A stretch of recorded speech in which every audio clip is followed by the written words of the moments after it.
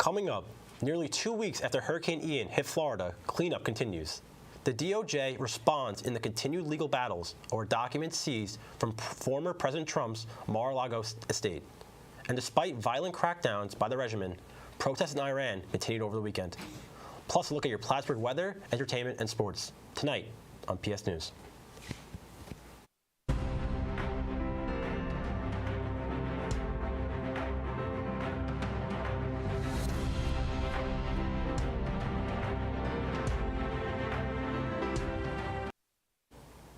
Good evening, and thank you for joining us. I'm Jody Juliana Powell.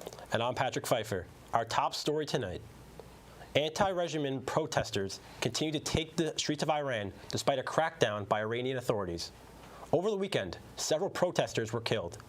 The movement started over severe restrictions on women's rights, but has grown to encompass more wide-reaching grievances. We want to warn our viewers some of the footage in the story is graphic and may be disturbing to watch. This is how the fourth week of Iran's uprising started. The wails of one more family's forever farewell. Another young life taken too soon. One of several lives lost in a day of rage, a day of carnage in Iran's Kurdish region. These are the images the regime doesn't want the world to see. They cut off the internet in Sanandaj, making it hard for us to tell the stories of the dead and those left to mourn.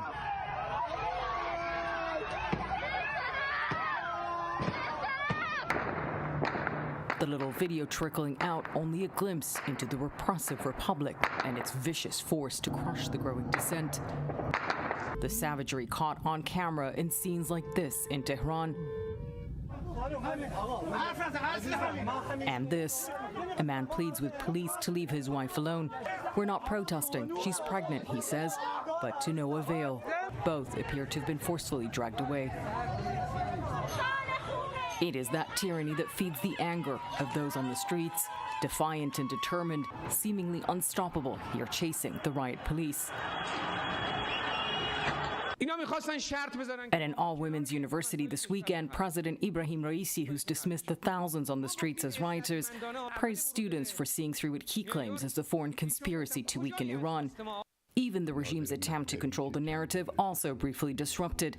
Hackers interrupted state TV's Saturday evening newscast with this video, a target superimposed on the face of the supreme leader, and at the bottom of the screen, the faces of Mahsa Jina Amini and three of the young women who've died in the protests, Nika Shahkarami, Hadis Najafi, and Serena Ismailzadeh, with a message that reads, "Join us and rise up." The streets of Tehran were already rising up that night with some of the largest protests in the capital so far. Scenes replicated across the country as the government claims calm has been restored and the so-called riots are mostly over. Daytime brought more students back out in force, protesting on campuses across the country. And young schoolgirls waving their forced headscarves, joining in the daring chants. Their fearless cries for women, life, freedom, reverberating louder than ever through the streets of Iran. Jumana Karachi, CNN, Istanbul. It's been nearly 2 weeks since Hurricane Ian slammed into Florida's southwestern coast, and the cleanup for many is just beginning. While some schools opened for the first time Monday, others will remain closed for at least another week. Some residents in the Fort Myers area were able to return to their homes for the first time this weekend since the monster storm hit. Jen Sullivan looks at the ongoing cleanup efforts in Florida. Let's take a look. Broken furniture in piles of debris lined this street in Fort Myers, Florida, as people clean up the damage from Hurricane Ian. You go down the road here, there's people that have nothing. Nearly 2 weeks after the monster storm slammed into Florida's southwestern coast, Tom Delforge finally returned to his home. Much of the furniture on the first floor was ruined, and mud marks line the walls, showing how high the water rose. I just couldn't imagine this. While the damage is devastating, even worse could be the bill to fix it. FEMA funding will bring some relief, but insurance companies may not cover all the costs. I thought Hurricane insurance covered surge because that's part of a hurricane. It does not. Meanwhile, in Sarasota County, some schools finally opened their doors Monday after crews worked around the clock to fix the damage. We fully realize that this is a time of transition, rebuilding, and recovery. It could take several more days for other schools to reopen. Many buildings suffering severe water damage and loss of power. Our team is providing increased emotional supports at our schools. At least 125 lives lost in the Southeast, with most of them in Florida. And that number could rise as dive crews search cars and homes still submerged in water. I'm Jen Sullivan reporting. A convoy of trucks drove to Sanibel Island in Florida on Tuesday. They are the first vehicles to do so since Hurricane Ian damaged 5 sections of the Sanibel Causeway, making it impassable. Temporary repairs to the bridge are sound enough for bucket trucks, tractor trailers, and first responders to cross. That gives utility workers the chance to start restoring power to the island. Until now, the only way on or off has been by boat or air. State officials say the bridge will open for all traffic starting next Friday. The U.S. Justice Department on Tuesday urged the Supreme Court to stay out of the Mar-a-Lago documents dispute. Last week, the former President Donald Trump requested the High Court intervene in the fight over classified documents seized from his Florida estate in August. He wants the special master assigned in the case to review the documents, which, if followed, could open the door to Trump's team reviewing the records and arguing they should be off limits to prosecutors in a criminal case.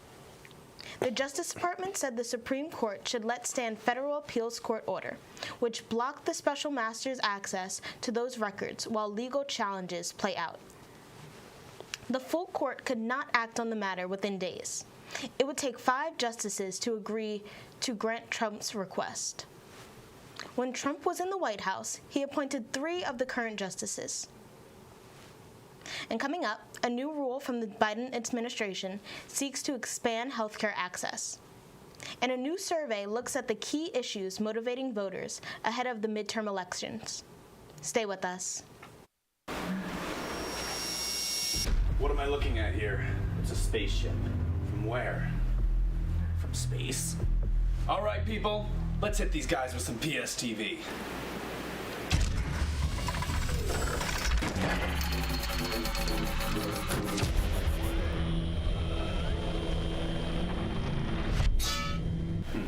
Did not work. Probably because it's a TV station and not a laser. The White House wants to make Obamacare Subsidies accessible to more families next year. The Biden administration issued a final rule Tuesday. The rule gives family members of workers access to subsidies on Obamacare exchanges if they are offered affordable single coverage, but family plans that are too expensive. Before this, workers had to pay the increased cost of premiums for adding family members to their health care policy without subsidies, even if the policies were no longer considered affordable. According to the White House, about 1 million people would either receive health care coverage or have premiums reduced under the new rule. If finalized, it does not go into effect until January 2023, but families can take advantage of it when they sign up during open enrollment, which starts November 1st. Abortion is a key motivator for U.S. voters in the midterm election. The new survey from the Kaiser Family Foundation finds half of the registered voters in the U.S. say that they are more motivated to vote than they were in previous elections. Abortion is on the ballot for at least 4 states, including California, where voters will be asked whether the right to an abortion should be enriched in the state constitution. In Kentucky, legislators have proposed an amendment that wouldn't allow state protection to the right in abortion. Women are especially motivated by abortion rights. 3 in 5 women ages 18 to 59 say the Supreme Court decision is a motivator to head to the polls next month. Nearly 9 out of 10 voters say a candidate's position on issues they care about is a major factor in making a decision. The economy is the top issue for Republicans, and abortion is the top issue for Democrats. Temporary housing for asylum seekers coming to New York is nearly complete. The city is building tents on Randall's Island to house single adult migrants. Officials say they could be finished by the end of the week. The tents will have 500 beds. Migrants will receive 3 hot meals a day and have access to phones, iPads to connect with family. This initiative comes as New York's shelter system is nearing capacity. Mayor Eric Adams says there's been an influx of migrants over the weekend. Some 1,800 were bussed in from southern states. Coming up after the break, we'll take a look at your Plattsburgh weather and entertainment news. Stay with us. Dance corps makes me feel confident. Dance corps means to me family. Dance corps is motivating. Dance corps means new friends. Dance corps means old friends. Dance corps means unity. Dance corps means creativity. Dance corps means love. Dance corps is fun. Dance corps means friendship. Dance corps is exciting. Dance corps is my support system. Dance corps is my favorite thing.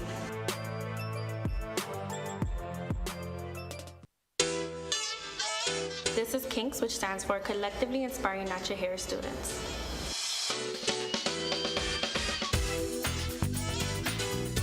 We like to promote people to embrace their natural hair and just love who they are. Every spring semester we have a hair show, so if you're interested in modeling, hairstylist, and a makeup artist, this is something to look forward to every spring.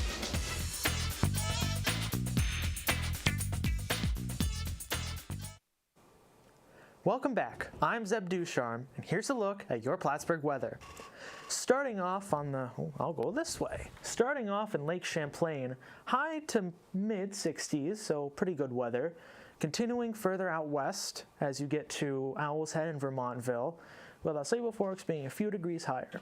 Overall, some pretty nice weather. Now, the important stuff, your 5-day forecast.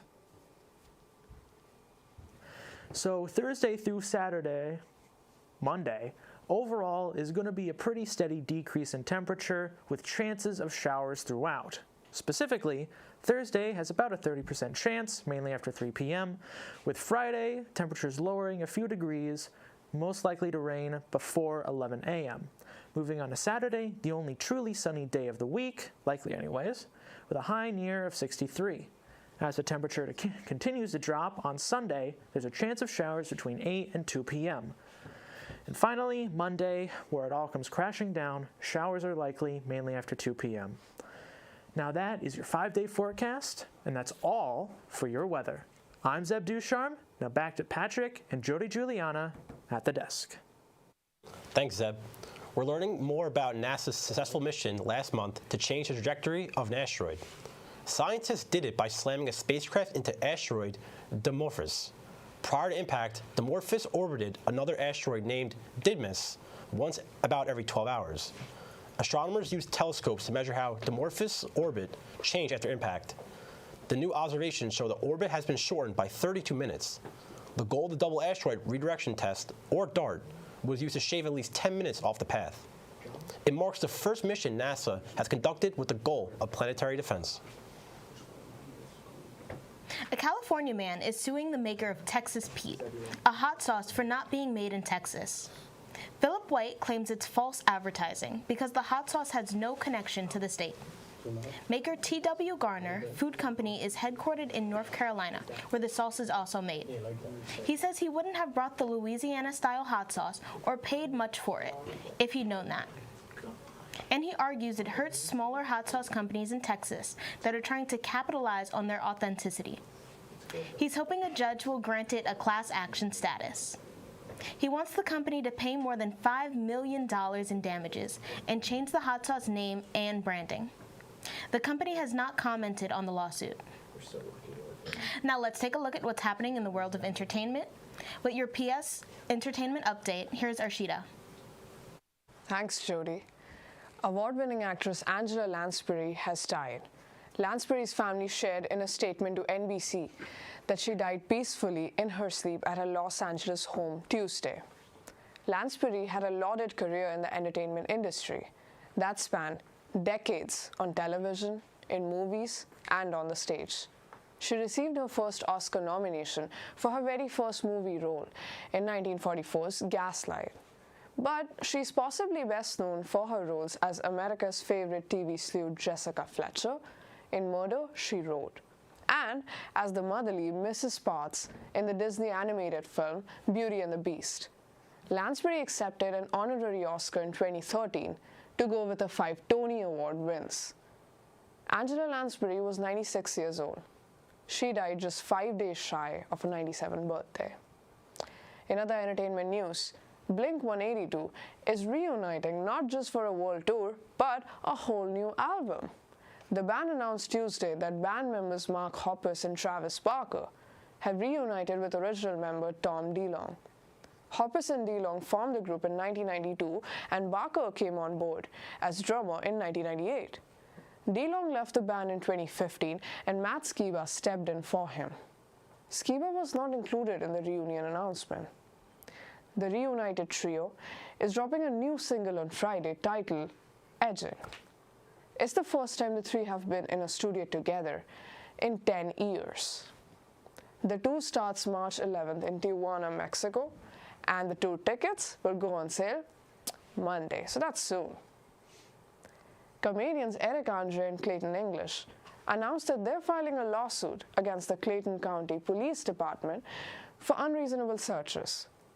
The lawsuit states that on separate occasions, both of the men were singled out at the Atlanta airport because of their race.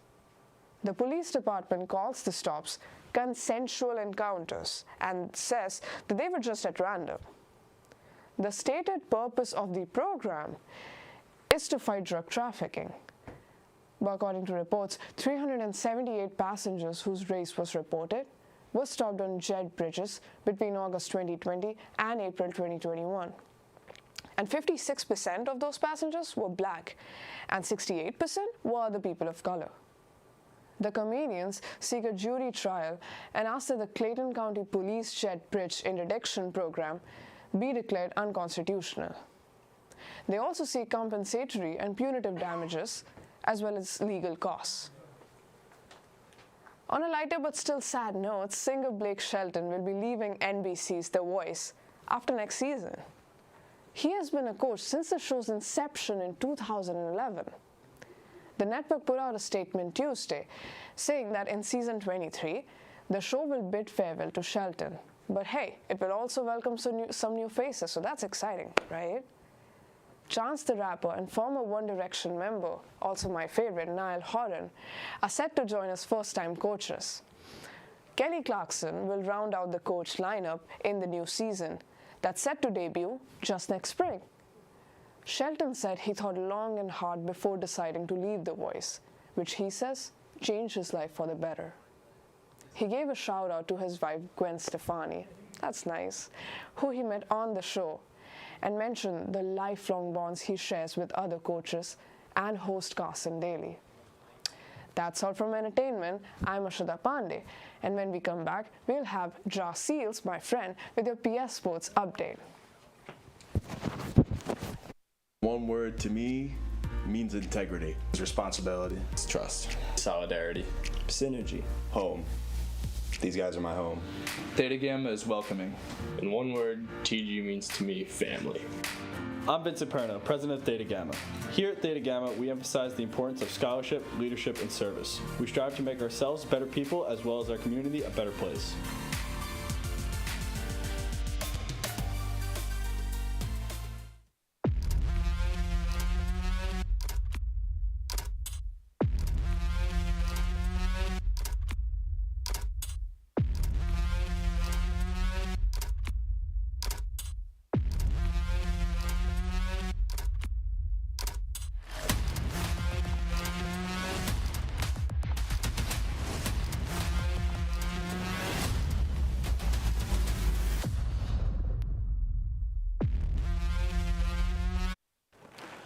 Welcome back with your PS Sports update. I'm Ja Seals. Just outside of Cedar Rapids, Iowa, a football player is making a name for himself, not because of his skills, but because of his determination. Scott Sable introduces us to Thad, a 7th grade football player without arms. Meyer was born without arms, but that doesn't stop him from playing the game he loves. Football's very fun and that stuff, being a tight end and blocking and feeling like a part of the team.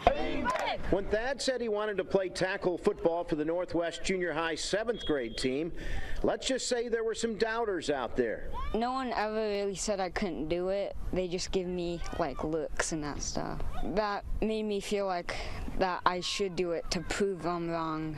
It's not easy playing football without arms. I feel like it's dangerous on depending the size of the guy I'm blocking.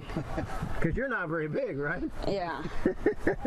When Thad gets knocked down, he gets right back up and works hard to get his body in front of defenders to make a block. Even though he knows he will never score a touchdown, he takes pride in his blocking. It's kind of hard to score a touchdown because I can't hold the ball really. So can't really like score a touchdown, but maybe like blocking to get a touchdown. Takes a lot of pride in seeing his teammates have that success, and he's a selfless person. He doesn't care if he scores the touchdown. He wants the team to get the touchdown. So why play tight end? Because that's the position his favorite player plays. George Kittle.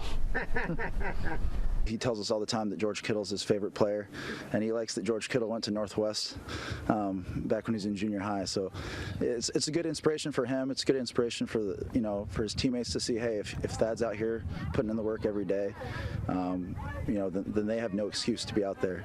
Because if he can do it without arms, why couldn't I do it with arms? He inspires me to go 100% even though I know he can't do as many things that I can do. His heart's probably the size of the earth. It's really amazing.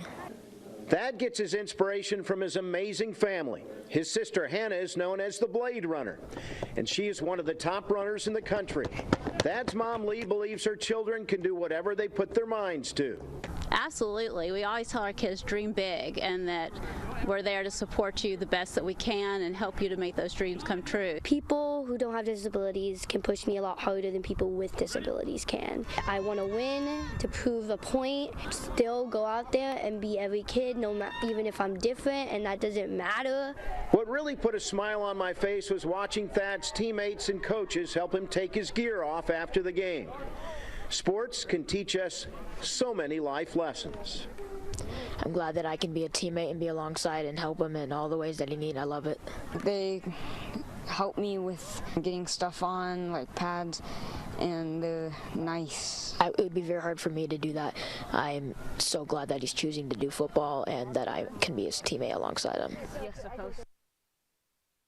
The National Football League and the NFL Players Association have agreed to update the league's concussion protocol. Changes to the policy were sparked when Miami Dolphins quarterback Tua Tagovailoa had to leave the field after a hit 2 weeks ago. He passed a concussion check in the locker room and returned to the game after halftime. The team coaches explained he suffered a lower back injury, but fans and others were concerned by the awkward way he walked off the field. 4 days later, he was diagnosed with a concussion after a hit in another game. Current regulations require players to stay out of games they are removed from if they exhibit gross motor instability. The new protocol forbids them from returning to play if they are unable to get up from an injury for any reason. It will be implemented immediately. Going over to the San Diego Padres and the New York Mets in the first wild card matchup of the season. The series was tied 1-1 with the Padres and the Mets looking to get to the divisional round of the playoffs. Starting off with the top of the second, Austin Nola drives one down to the single field, bringing in two scorers, Josh Bell and Ha-Seong Kim, making the score 2-0 at the top of the second. Going down to the top of the fourth, Trent Grisham singles one to single field and drives in another runner as Ha-Seong Kim scores, making the score 3-0 San Diego Padres. Going to the top of the fifth, Manny Machado drives another one down to the right field, singles this one, bringing in Jerickson Profar, adding another score to this game, making the score 4-0 San Diego Padres. Bottom of the fifth, Joe Musgrove continues to dominate as he strikes out Jeff McNeil for the first out of the inning. And then at the bottom of the fifth, Mark Connor drives one to deep center, and Trent Grisham makes the impressive catch for the out, and Pete Alonso just makes it back to first base, keeping the score 4-0 as the Mets continue to struggle with their offense. The score is now 4-0 at the bottom of the sixth, and Mets manager Buck Showalter wants the umpires to check Joe Musgrove to anything to may see if he has any illegal substance behind his ears. Joe Musgrove complies and goes with the checking, going behind his ears once and twice as both teams watch and wonder. Mets fans hoping to get back in this game, but nothing comes of it for right now. Going into the top of the eighth, another run goes in as Ha-Sing Kim and Trent Grisham scores once again as Juan Soto singles this one into left field, making the score 6-0. Padres continue to dominate this game. And to close it off, bottom of the ninth, Josh Hader gets Starling Marte to get a ground out to end the game, and the New York Mets end the season with a disappointing loss to the San Diego Padres. The Padres go on to face the Los Angeles in the divisional round. Taking it back to Jody and Juliana and Patrick Pfeiffer for the PS Sports Update. This was Jahir Sales. Thank you. Thanks, Ja. Unfortunately, that's all the time we have for tonight. Thank you for joining us. Hey, Pat, I heard you're a Mets fan. How do you feel about that loss? Unfortunately, depressing time being a Mets fan right now, but you know what they say, there's always next year. That's very true. To stay up to date with PS News and all of Plattsburgh State TV, be sure to follow Plattsburgh State TV on all social media platforms. I'm Jody Juliana Powell. And I'm Patrick Pfeiffer. As always, thank you for joining us. Have a great night, Plattsburgh.